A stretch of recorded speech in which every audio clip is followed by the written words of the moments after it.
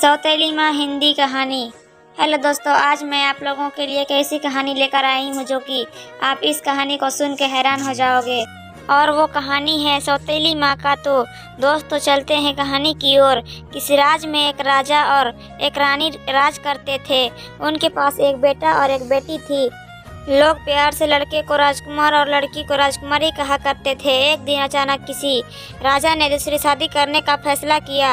राज दरबारियों ने राजा को दूसरे शादी करने से मना किया, परंतु राजा ने दरबारियों की एक भी न सुनी। अगले दिन राजा ने दूसरी शादी कर ली। दूसरी शादी करते ही दोनों भाई बहन और अकेलेपन को महसूस करने लगा। राजा नई रानी के प्यार में लीन हो गया।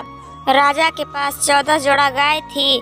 उसमें से एक धेनु था। नयनी रानी को 1 साल बाद एक लड़का पैदा हुआ। नयकी रानी को अपने बेटे से प्यार, सौत के बेटे बेटी से नफरत होने लगा।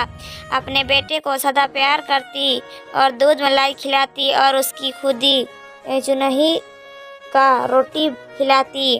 राजकुमार खुदी चुन्नी को लेकर धेनु गाय को खिला देता था। बदले में धेनु गाय भर पेट पिला देती थी। कुछ दिन बाद मन ही मन रानी सोचने लगी, मैं अपने बेटे को दाल भात दूध मलीदा खिलाती हूँ फिर भी स्वास्थ्य ठीक नहीं है, और उसको खुदी चुन्नी खिलाती हूँ फिर भी उसका स्वास्थ्य बहुत अच्छा है।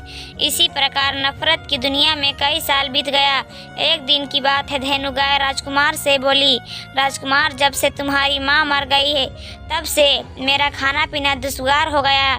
नयकी रानी तो कभी भी आत्मा से खाना नहीं देती है। यदि मैं आज तक इस खूंटे पर रहा तो सिर्फ तेरे खातिर। अब तुम्हारा दुख तुमसे देखा नहीं जाता। आओ मेरे पीठ पर सवार हो जाओ। मैं तुम्हें आकाश में ले जाकर एक गुप्त बात बताऊंगी जो हर हमेशा तेरा काम आएगा।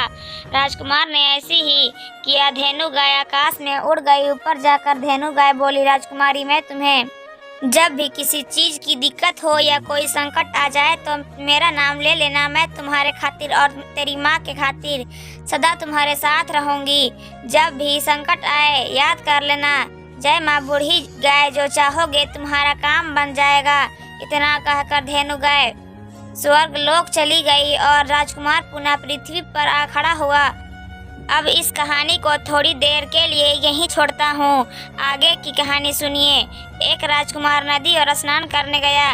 नदी के बीच धारा में एक बक्सा उपलाकर बहती जा रही थी। राजकुमार ने पकड़कर किनारे पर लाया और बक्से को खोला। बक्से को जो खोला उसमें से एक लंबा तगड़ा राक्षस निकला और लड़ने के लिए ताल ठोकने लगा।